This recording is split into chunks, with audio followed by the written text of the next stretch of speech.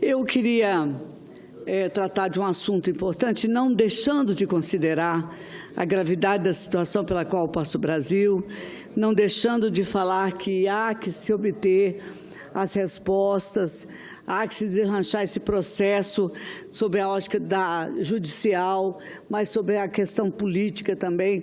Tem fatos que precisam ser esclarecidos, a população precisa conhecê-los. E também, por outro lado, presidente Cicinho, dizer que essa casa tem um papel a desempenhar nesse momento. E por mais que as pessoas achem que elas detêm a resposta exata para propor à nação, é preciso que nós nos atenhamos, sobretudo, à questão do papel que nós constitucionalmente temos que desempenhar. Não se trata aqui de ficar presidente, tirar presidente, se trata de desempenharmos as nossas tarefas e funções. E se há pouco tempo atrás, há um ano atrás, nós fizemos aqui nesta casa uma votação de impeachment, porque achava que o país atravessava uma situação gravíssima. E através desse Instituto Constitucional, nós mudamos a presidência da República, não será agora que nós vamos dizer, por ser do meu partido, por ser em seguida, sucedâneo desses tristes fatos que acometeram o país, que eu vou dizer ao senhor ou a quem quer que seja, que está tudo bem. Não está tudo bem. Pelo contrário, nós precisamos encontrar um caminho para que a resposta ao país, na economia, possa se dar da mesma maneira que vinha sendo articulada e proposta aqui a essa casa e ao país. Com as alterações que se fizerem necessárias, com as discussões, senador Paim, que são consideradas dentro das comissões, com as alterações que possam nascer dessa discussão democrática, mas que nós possamos dar prosseguimento à pauta que importa ao Brasil. O que tivermos que mudar, vamos mudar. O que tivermos que aprovar, vamos aprovar. E o que não for possível aprovar, não será aprovado. É isso que eu considero longe da democracia. Ao lado dela, nada. É abraçado com ela, é praticando a democracia, reconhecendo o direito e a representação de todos os senadores que aqui estão. E da Câmara, que lá no seu momento também está no debate político de toda essa crise institucional. E eu tive a oportunidade hoje, presidente Paim e presidente Cicinho, tive a oportunidade de participar hoje como presidente de um seminário internacional sobre a questão ambiental, ao lado do ministro Benjamin Herman e do ministro Barroso.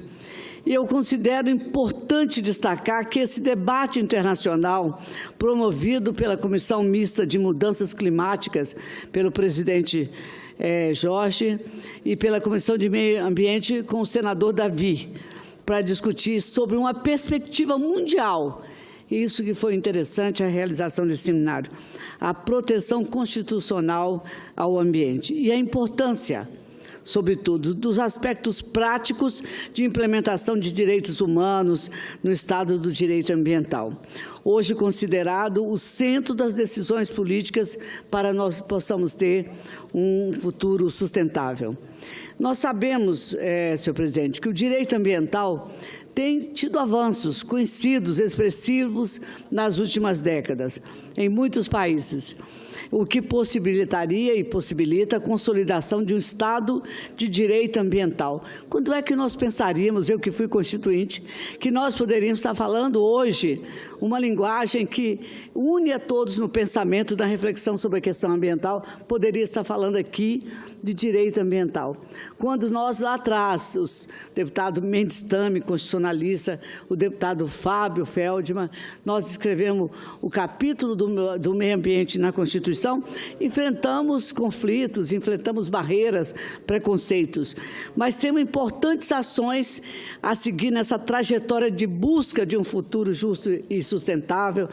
Nós tivemos avanços na legislação e tivemos um reconhecimento dentro do direito ambiental que ultrapassou, inclusive, a concepção de que seria mais essas noções que são discutidas, o que é mais campo de direito, para dizermos que hoje Todo esse contexto de atitudes é para consolidar uma iniciativa concreta para um futuro melhor para todos os brasileiros.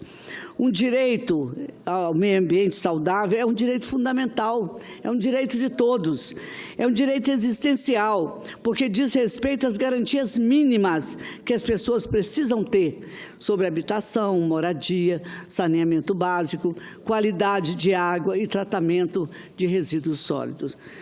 Antes se ouvia muito em tom de jocoso as pessoas dizerem que quem tratava de problema de infraestrutura, de tratamento de esgoto e outras coisas mais, resíduos sólidos, era um parlamentar que não tinha futuro na vida política. E vê que hoje uma das premissas básicas é a definição do que é a luta ambiental, né? E, sobretudo, de fato, hoje existe o direito ambiental.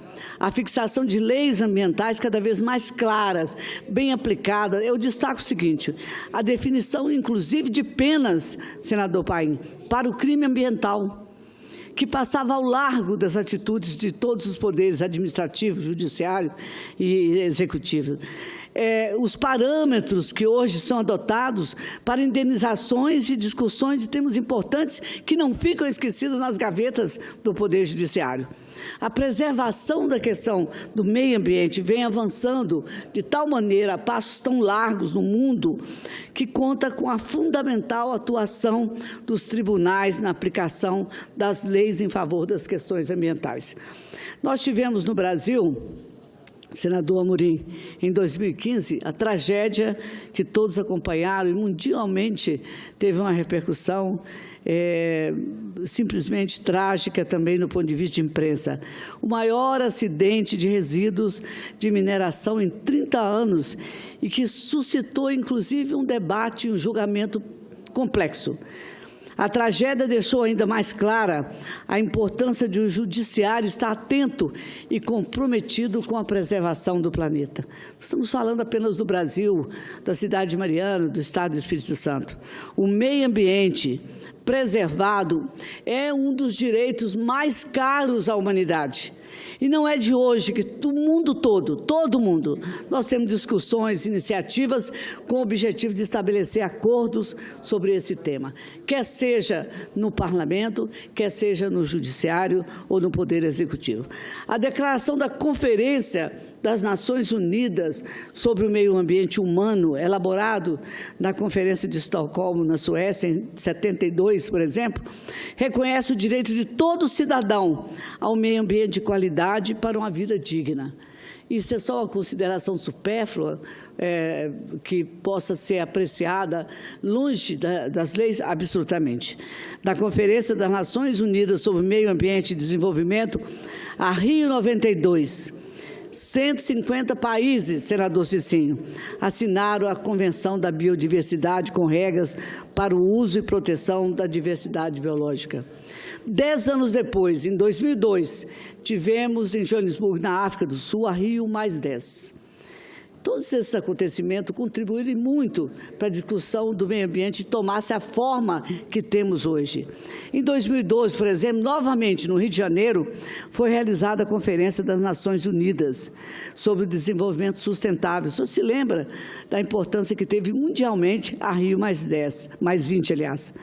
Em setembro de 2015, em Nova York, na sede da ONU, foi realizado a Cúpula do Desenvolvimento Sustentável. Aí sim, nós passamos a falar uma linguagem que se tornou universal, na qual os países membros da ONU definiram os novos objetivos do desenvolvimento sustentável, como parte de uma nova agenda de desenvolvimento com prazo até 2030 para ser implementado. Nesses dois debates, eu quero ressaltar, entre segunda e terça-feira, foi realizado aqui nesta casa, com a participação do deputado, do senador Jorge Viana, do Davi Alcolumbre, do senador Flecha Ribeiro, do senador Paulo Rocha. Nós tivemos a oportunidade de ampliar essas e outras discussões. Nessa segunda, no Dia Internacional da Biodiversidade, a reunião ouviu especialistas do mundo jurídico e da proteção ambiental de vários países para analisar a relação entre equilíbrio ambiental, direitos humanos fundamentais e o dever de cada cidadão nesse processo de proteção e desenvolvimento. Certamente, senhor presidente, um ambiente saudável é necessário para o amplo usufruto dos direitos humanos, assim como o exercício dos direitos humanos é necessário para a proteção do meio ambiente. Hoje não existe um divórcio dessa questão ambiental e da questão dos direitos humanos, e muito menos da questão da qualidade de vida do cidadão. E o relator especial das Nações Unidas, John Knauss, sobre direitos humanos e meio ambiente, destacou, inclusive, o que eu gostaria de registrar aqui, que o dano ambiental compromete seriamente os direitos humanos básicos e a qualidade de vida da população. Assim, a população prejudica o acesso à água, por exemplo, o desequilíbrio da biodiversidade traz prejuízo para todos. Não traz prejuízo apenas para alguns. Nós concordamos com a avaliação do ministro, o ministro ambientalista, porque ele é militante dessa causa, que é o ministro do Superior Tribunal de Justiça, Antônio Herman Benjamin, de que a nossa Constituição deve observar a proteção do meio ambiente e dos direitos humanos de maneira integrada. Defendemos ainda e compartilhamos a avaliação feita nesta terça-feira pelo ministro do Supremo Tribunal Federal, Luiz Roberto Barroso, que esteve lá fazendo a sua discursiva, de que a questão do direito ao meio ambiente saudável deve sim figurar como direito fundamental. Hoje, o tratamento que é dado pela Constituição brasileira ao meio ambiente é aparentemente, essencialmente, um tratamento antropocêntrico, ou seja, coloca o homem no centro das preocupações. Esse é um avanço histórico que nós registramos aqui. Nós aprendemos hoje, nas falas do ministro Barroso, no entanto, que a jurisprudência no Brasil, em casos importantes, tem incorporado uma visão mais biocêntrica da vida. Ou seja, ainda que tenhamos, senhor presidente, uma sinalização de um modelo essencialmente antropocêntrico, estamos avançando para um modelo que nem tudo no universo está funcionando de acordo com os interesses dos humanos. Portanto, senhoras e senhores parlamentares, eu considero fundamental que em todas as etapas da nossa atividade política, atividade da nossa cidadania, preservar a luta do meio ambiente, colocando no rol do nosso interesse, no compromisso com a nossa vida, preservando a biodiversidade, freando o desmatamento, protegendo as florestas para reduzir os efeitos nocivos das mudanças climáticas e das emissões de carbono. É fundamental, concluindo, aplicarmos a fiscalização, a proteção efetiva ao meio ambiente. E aplicar isso, muitas vezes se entende que nós temos que estar com recursos jurídicos a todo momento, quando, na verdade, esse confronto, esse impacto de posições acabam sendo judicializados, mas nem sempre terminam solucionados. Então, é importante entendermos que o impacto da agressão ao meio ambiente pode não ser percebido agora, de imediato, nesse momento que nós estamos todos preocupados com a crise econômica, mas terá seguramente consequências desastrosas que serão sentidas com muito mais intensidade por gerações futuras. E eu, portanto, eu zelo pelo meio ambiente, luto, e fazer justiça, para mim, para as próximas gerações, senador Paim, é fazer exatamente, assumirmos um compromisso e lutarmos pela questão ambiental. Concedo a palavra, com muito prazer, a Vossa Excelência. Rose Freitas, quero cumprimentá-la pelo pronunciamento, um pronunciamento gigante, realmente gigante, está à altura de Vossa Excelência, porque Vossa Excelência traz para o plenário a defesa da vida, que é a defesa do planeta, que é a defesa do meio ambiente.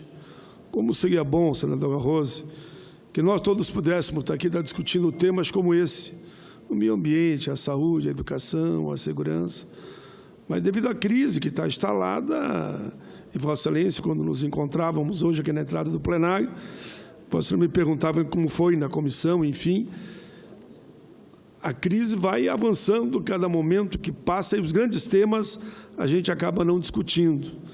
Então, a minha parte vai nesse sentido, cumprimentar Vossa Excelência, Eu tenho a alegria de conhecê-la desde a Assembleia Nacional Constituinte. Lá estávamos sempre no mesmo bloco. Me lembro, liderado principalmente por Covas. Covas é o grande líder da Constituinte. Saudades. Quando eu digo isso, alguns dizem, mas Covas liderou, sim, nós na Constituinte. E com muita competência, com muita competência.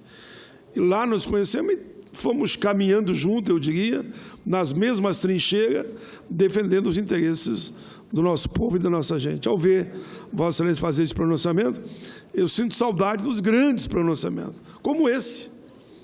Olha, defender o meio ambiente, o ecossistema, não tem nada mais bonito. É grandioso mesmo. Por isso, aceite aqui meus cumprimentos. Fiquei atentamente lhe ouvindo e lembrei dos grandes pronunciamentos que nós tivemos a alegria de ouvir lá no plenário ainda da Constituinte, de Ulisses Guimarães, e olha o que eu vou dizer de Jarbas Passarinho, lembra? Sim. De Lula, Fernando Henrique, pronunciamentos realmente de estadistas, que olhavam o Brasil no seu todo. Hoje eu lembrei desses nomes, ao ver aqui o seu belo pronunciamento em defesa da vida, do planeta e do meio ambiente. Parabéns. É que Vossa Excelência, às vezes, não percebe, senador Paim. Vossa Excelência tem uma estatura do tamanho do sentimento que o povo brasileiro tem com o Brasil. Vossa Excelência pode, nesse momento, não estar tratando desse tema, mas jamais se divorciou de nenhum dos temas importantes para o povo brasileiro. Vossa Excelência deu sempre à política o melhor de si e nunca o vi descompromissado com qualquer um desses assuntos que interessa a posição brasileira. Trava uma longa batalha em relação à reforma trabalhista, travará em relação à reforma da Previdência, mas mesmo que Vossa Excelência esteja tratando desse assunto agora, em qualquer momento que o senhor está discutindo direitos, em que está lutando pela razão da lógica que constrói a política que o senhor faz aqui nessa casa e que representou tão bem na saudosa época da Constituinte, onde nós encontrávamos esses gigantes, saudoso Mário Covas, que tanto nos ensinou. Particularmente, eu aprendi muito com aquele homem, aquele líder político, aquele estadista. Eu acho que é fundamental que a gente aprenda a olhar os bons exemplos e os traga agora presente no nosso dia a dia, para que os valores, onde os valores estão tão esquecidos, onde a pátria está tão vilipendiada, com tanto deboche, que a gente possa ser protetor da nossa história e fazer com que ela se repita cada dia, no seu gesto, na sua votação, na sua posição, na sua luta, na sua discussão, e que nós possamos fazer algo próximo daquilo do tamanho que Vossa Excelência faz todos os dias. Eu agradeço muito por ter a oportunidade de conviver com Vossa Excelência sempre aqui nessa casa. Então, concluindo, eu acho, senhor presidente, que é fundamental a gente entender que o impacto da agressão ao meio ambiente não pode até não ser percebido agora de imediato, mas vai ser percebido. E se nós não estivermos atentos a isso também, porque não pense que toda essa crise que está posta também não foi uma falta de atenção nossa com as questões nacionais. Nós vamos ter, como estamos tendo agora, consequências desastrosas que são sentidas e serão sentidas intensamente pelas futuras gerações. Portanto, eu concluo dizendo que zelar pelo meio ambiente é fazer justiça com as próximas gerações. Eu que já sou avó e tenho uma neta de 6 anos, tudo que eu fizer tentando resgatar aquilo que não conseguimos fazer antes, tenho certeza que vai propiciar a ela um futuro melhor, vai deixar para ela, para os filhos dela, um mundo melhor para todos. E, diante desse exposto, eu tenho certeza que essas discussões desses últimos dias, elas vão acabar multiplicando as nossas ideias, senador Eumano, de boas iniciativas, o bom pensamento transformador, as boas metas, os bons compromissos e, consequentemente, as boas conquistas. Era o que eu queria dizer, senhor presidente. Muito obrigada.